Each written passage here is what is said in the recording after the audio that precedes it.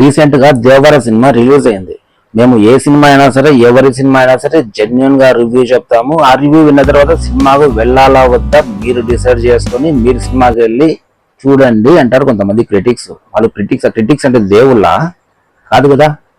పుష్ప సినిమాకి అట్లా చెప్పినారు ఫ్లాప్ అని, దేవర సినిమాకి ఎట్లా చెప్తున్నారు, సలార్కి ఎట్లా చెప్పినారు, కల్కికి ఎట్లా చెప్పినారు. కానీ కలెక్షన్లు వస్తున్నాయి. ఎట్లా వస్తున్నాయంటే వాళ్ళ రివ్యూలు చూసినా మనం తిక్కోవాలమా, లేదంటే మనం చూస్తున్నాం కాబట్టి వాళ్ళు చెప్తున్నారా? నాకు అర్థం కాని విషయం ఏంటంటే, మనం చూసే 2.5 గంటలు లేదంటే 3 గంటల సినిమాని వాడెవడో రివ్యూ ఇస్తే చూసి సినిమాకు వెళ్ళేంత, అంటే సినిమా చూసి తెలుసుకోలేనంత మెంటల్ కండిషన్ లో ఉన్నామా మనం? మన మానసిక స్థితి అంత దరిద్రంగా ఉందా? కాదు కదా. ఏ సినిమా బాగుంది, ఏ సినిమా బాగలేదు అనేది సినిమాకు వెళ్ళి మనం చూసుకోవాలి. వాడెవడో చెప్తే మనం ఏందండి చూసేది?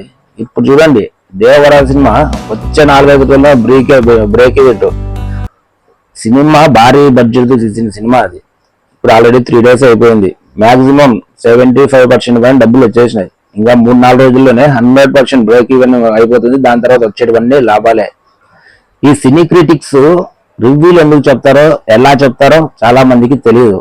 ఇప్పుడు ఎగ్జాంపుల్, నేను ఒక సినిమా క్రిటిక్ అనుకోండి. ఒక సినిమాలకి నేను రివ్యూలు చెప్తా అంటాను. నాకు చాలా మంది ఫాలోవర్స్ ఉంటారు, వాళ్ళందరూ గొర్రెలే.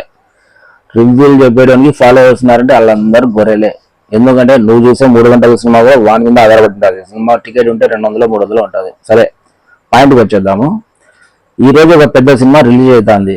నేనేం చేస్తాను తెలుసా? నేను ఒక సినిమా రివ్యూ ఇచ్చేటోని నా ఫ్రెండ్స్ కూర్చొని బెనిఫిట్స్ 5 గంటలకు లేదంటే 1 గంటలకు వేస్తారు కదా.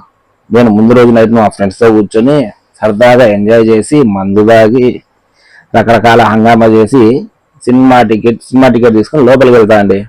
లోపలికి వెళ్ళిన తర్వాత మొదటి అరగంట చూసేసరికి నాకు ఇంకా మత్తులో నిద్ర వచ్చేస్తుంది. నాకంటే నాకు కాదులేదు, నాకేం అలవాట్లేదు. నిద్ర వచ్చేస్తే సరే, ఆ గోలలు కేవలం ఈకలు ఇంకేం వినపరావు కనపరావు.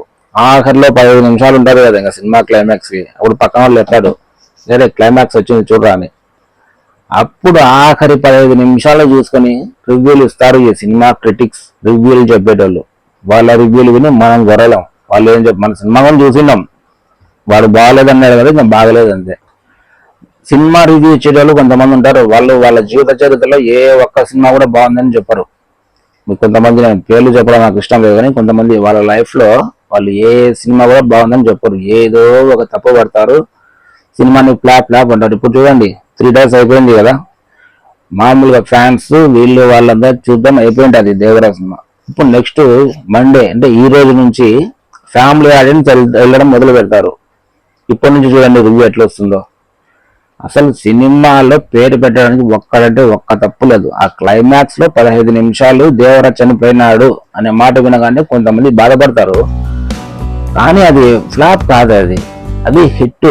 బ్లాక్ బాస్టర్ అని నేను చెప్పను, కానీ అది ఒక సూపర్ హిట్ సినిమా. అది సినిమాలో ఎన్టీఆర్ ఎలివేషన్స్ కానీ, ఎన్టీఆర్ పర్ఫార్మెన్స్ కానీ, ఎన్టీఆర్ ఒక్కరి మీద ఆధారపడింటారు సినిమా.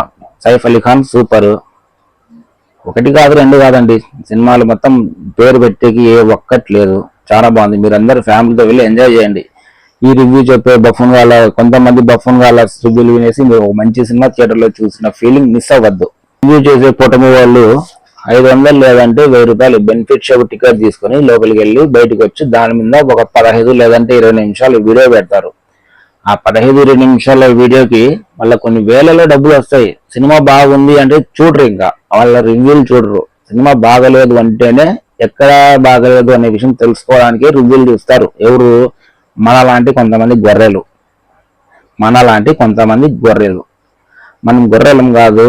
మనకు కూడా కొంచెం మైండ్ ఉంది. మనం కూడా సినిమా చూసి మనమే జడ్జి చేయగలం అనే ఆలోచన మనకు ఉంటే రివ్యూలు పక్కన పెట్టేసేయండి. ఎందుకంటే ఫ్యూచర్ లో ఇప్పుడు వచ్చేటువంటి పాన్ ఇండియా సినిమాలే.